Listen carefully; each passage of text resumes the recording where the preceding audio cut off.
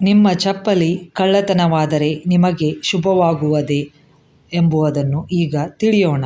ದುಬಾರಿ ಹೊಸ ಚಪ್ಪಲಿಗಳು ಕಳ್ಳತನವಾದಾಗ ಯಾರಿಗಾದರೂ ಬೇಸರವಾಗುತ್ತದೆ. ಅದರಿಂದ ಒಳ್ಳೆಯದಾಗುತ್ತದೆ ಎಂದು ಯಾರಾದರೂ ಹೇಳಿದರೆ ಸಮಾಧಾನಕ್ಕೆ ಹೇಳುತ್ತಾರೆ ಎಂದು ನಿಮಗೆ ಅನ್ನಿಸಬಹುದು. ಆದರೆ ನಿಜವಾದ ವಿಷಯವೇನು ಎಂಬುದು ಈಗ ನೋಡೋಣ ಬನ್ನಿ. ಜ್ಯೋತಿಷ್ಯ ಶಾಸ್ತ್ರದ ಪ್ರಕಾರ ಚಪ್ಪಲಿಗೂ ಮತ್ತು ಶನಿಗ್ರಹಕ್ಕೂ ಸಂಬಂಧವಿದೆ. ಶನಿ ದೋಷವಿದ್ದವರು ಚಪ್ಪಲಿಯನ್ನು ದಾನ ಮಾಡಿದರೆ ಒಳ್ಳೆಯದಾಗುತ್ತದೆ. ಹೇಗೆ ದಾನ ಮಾಡಬೇಕು ಎಂದು ಯೋಚನೆಯಾದರೆ ಹೀಗೆ ಮಾಡಿ. ಶನಿವಾರ ಅಥವಾ ಮಂಗಳವಾರ ಹೊಸ ಚಪ್ಪಲಿಗಳನ್ನು ದೇವಾಲಯದ ಹೊರಗಡೆ ಬಿಟ್ಟು ಬನ್ನಿ. ಯಾರಾದರೂ ತೆಗೆದುಕೊಂಡರೆ ನೀವು ಪರೋಕ್ಷವಾಗಿ ದಾನ ಮಾಡಿದಂತೆ ಆಗುತ್ತದೆ. ಪಾದರಕ್ಷೆಗಳು ಹಾಳಾದ ನಂತರ ಅವುಗಳನ್ನು ಮನೆಯಲ್ಲಿ ಇಡಬಾರದು. ಇದರಿಂದ ನೀವು ಲಕ್ಷ್ಮೀದೇವಿಯ ಅವಕೃಪೆಗೆ ಪಾತ್ರರಾಗುತ್ತೀರಿ. ಹಾಳಾದ ಪಾದರಕ್ಷೆಗಳನ್ನು ಮೊದಲು ಮನೆಯಿಂದ ಹೊರಹಾಕಿ. ದೇವಸ್ಥಾನಗಳಿಗೆ ಹೋದಾಗ ಅಥವಾ ಇನ್ನಾವುದೇ ಹೆಚ್ಚು ಗದ್ದಲವಿರುವ ಸಮಾರಂಭಗಳಿಗೆ ಹೋದಾಗ ಸಾಮಾನ್ಯವಾಗಿ ಚಪ್ಪಲಿಗಳು ಕಳ್ಳತನವಾಗುತ್ತವೆ.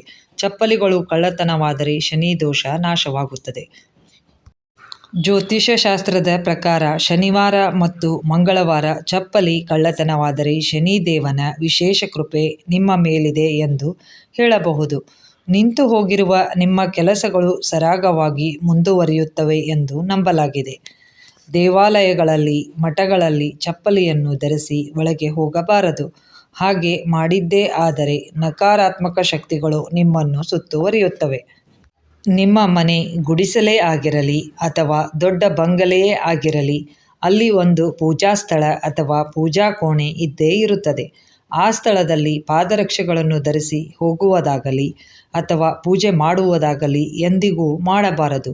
ಹೀಗೆ ಮಾಡುವುದರಿಂದ ಲಕ್ಷ್ಮೀದೇವಿಯು ಆ ಮನೆಯನ್ನು ಪ್ರವೇಶಿಸುವುದಿಲ್ಲ ಮತ್ತು ಆ ಮನೆಯಲ್ಲಿ ನಕಾರಾತ್ಮಕತೆಯು ತುಂಬುತ್ತದೆ.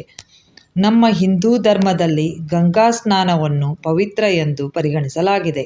ನದಿಗಳನ್ನು ದೇವತೆಗಳಂತೆ ನಾವು ಪೂಜಿಸುತ್ತೇವೆ. ನದಿಗಳ ದಂಡೆಯಲ್ಲಿ ಅನೇಕ ಧಾರ್ಮಿಕ ಪುಣ್ಯ ಕಾರ್ಯಗಳನ್ನು, ಪೂಜಾ ಕಾರ್ಯಗಳನ್ನು ಮಾಡುತ್ತೇವೆ. ಆದ್ದರಿಂದ ನದಿಗಳಲ್ಲಿ ಪಾದರಕ್ಷೆಗಳನ್ನು ಧರಿಸಿ ಇಳಿಯಬಾರದು. ಪಾದರಕ್ಷೆಗಳನ್ನು ಧರಿಸಿ ಪೂಜಾ ಕಾರ್ಯಗಳನ್ನು ಮತ್ತು ಪುಣ್ಯ ಕಾರ್ಯಗಳನ್ನು ಮಾಡಬಾರದು ಮತ್ತು ಚಪ್ಪಲಿಗಳನ್ನು ನದಿಗಳಲ್ಲಿ ಎಸೆಯಬಾರದು. ಮನೆಯಲ್ಲಾಗಲಿ ಮತ್ತು ನಿಮ್ಮ ಅಂಗಡಿ, ಆಫೀಸುಗಳಲ್ಲಾಗಲಿ, ಹಣ ಇಡುವ ಜಾಗದಲ್ಲಾಗಲಿ ಚಪ್ಪಲಿಯನ್ನು ಧರಿಸಿ ಅಡ್ಡಾಡುವುದಾಗಲಿ ಹೋಗುವುದಾಗಲಿ ಮಾಡಬಾರದು. ನಿಮ್ಮ ಪ್ರಗತಿಯು ಕುಂಠಿತವಾಗುತ್ತದೆ. ಅನ್ನಪೂರ್ಣೆಯು ನೆಲೆಸಿರುವ ಅಡುಗೆ ಮನೆಗೆ ಪಾದರಕ್ಷೆಗಳನ್ನು ಧರಿಸಿ ಹೋಗುವುದಾಗಲಿ ಅಲ್ಲಿ ಅಡ್ಡಾಡುವುದಾಗಲಿ ಮಾಡಬಾರದು. ಇದರಿಂದ ಉಣ್ಣುವ ಊಟದಲ್ಲಿ ತೃಪ್ತಿ ಸಿಗುವುದಿಲ್ಲ ಮತ್ತು ಆರೋಗ್ಯಕ್ಕೆ ತೊಂದರೆ ಉಂಟಾಗುತ್ತದೆ.